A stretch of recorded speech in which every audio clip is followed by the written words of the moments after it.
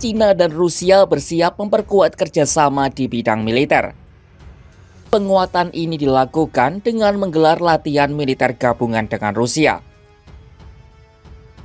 Menurut laporan Kementerian Pertahanan China, Angkatan Laut dan Udara akan mengambil bagian dalam latihan North Joint 2024 di sekitar Laut Jepang dan Laut Okhotsk di lepas pantai Rusia. Tentara dari kedua negara akan saling belajar di matra laut dan udara.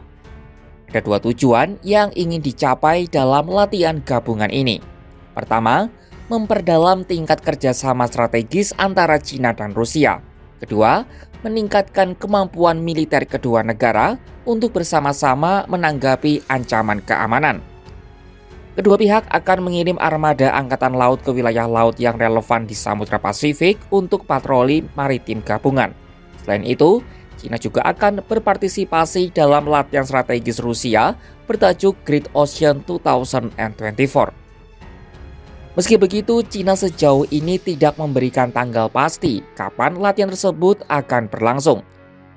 Sementara itu, pada bulan Juli 2024, kedua negara ini sempat menggelar latihan gabungan di perairan dan wilayah udara di sekitar Zhanjiang, sebuah kota di Provinsi Guangdong, Cina Selatan.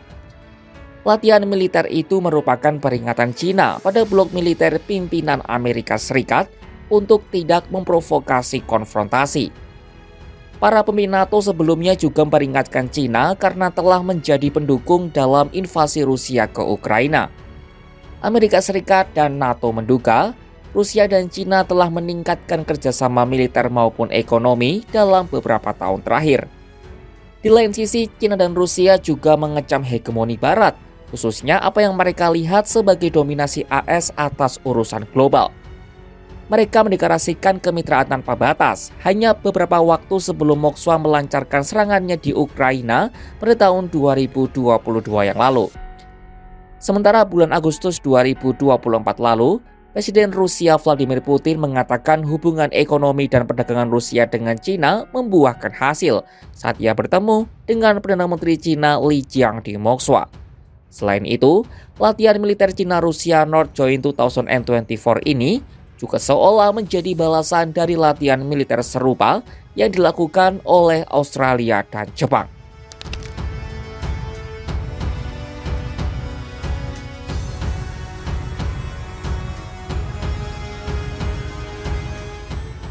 Pada Kamis 5 September 2024, Jepang dan Australia sudah sepakat mengadakan latihan militer bersama. Adapun kesepakatan itu untuk merespon pergerakan China ke wilayah udara dan perairan teritorial Jepang yang dicap melanggar ketentuan. Dalam pertemuan puncak yang berlangsung di kota pesisir Australia Queenscliff pada 5 September tersebut, Jepang diwakili oleh Menteri Luar Negeri mereka Yoko Kamikawa dan Menteri Pertahanan Minoru Kihara. Sementara Australia juga diwakili oleh Menlu mereka Penny Wong dan Menhan Richard Marles.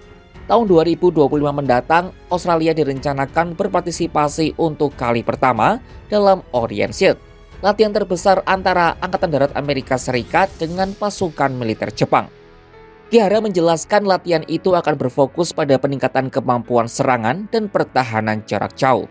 また、精神能力の協力、技術協力については、日本のスタンドオフ防衛能力を活用した反撃能力と豪州の長距離打撃能力、打撃力との協力強化、日豪、日豪米、オーカスとのさらなる技術協力の追求等で一致いたしました。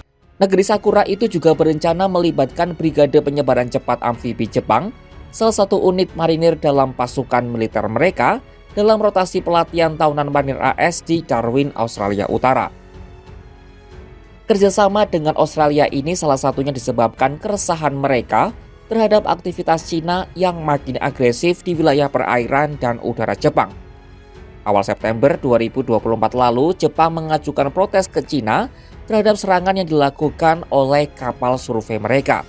Sebelumnya, pesawat militer China juga memasuki wilayah udara Jepang pada Senin 26 Agustus 2024. Ini adalah pertama kalinya militer Jepang mendeteksi pesawat militer China di wilayah udara mereka. Menlu Jepang Yoko Kamikawa menegaskan pihaknya menekankan pentingnya perdamaian dan stabilitas di Selat Taiwan. 特に東シナ海および南シナ海におきます力による一方的な現状変更の試みに強く反対するとともに、台湾海峡の平和と安定の重要性で一致をいたしました。Tokyo juga mendiskusikan kejadian tersebut dengan Australia sebagai mitra mereka. Di lain sisi, Beijing memberi peringatan terhadap kerjasama Tokyo-Melbourne tersebut. Lewat juru bicara Kementerian Luar Negeri mereka, Mao Ning, pada Kamis 5 September 2024, ia menyebut kerjasama pertahanan tidak boleh menargetkan pihak ketiga. 方一贯认为，国与国之间的防务和安全合作应当有利于维护地区和平稳定，有利于增进地区国家之间的互信，不应当针对第三方。 Asia Pasifik sedang ramai dengan latihan militer yang dilakukan oleh negara-negara di kawasan itu. Cina menggandeng Rusia sebagai mitra latihan, sementara Jepang merangkul Australia dan Amerika Serikat. Berbagai latihan ini membuat tensi di wilayah itu tidak pernah mereda. Apalagi masih ada Korea Selatan, Korea Utara, dan Taiwan yang juga aktif mengadakan latihan militer gabungan. Saksikan perkembangan latihan militer gabungan ini hanya di kanal YouTube Kompas.com.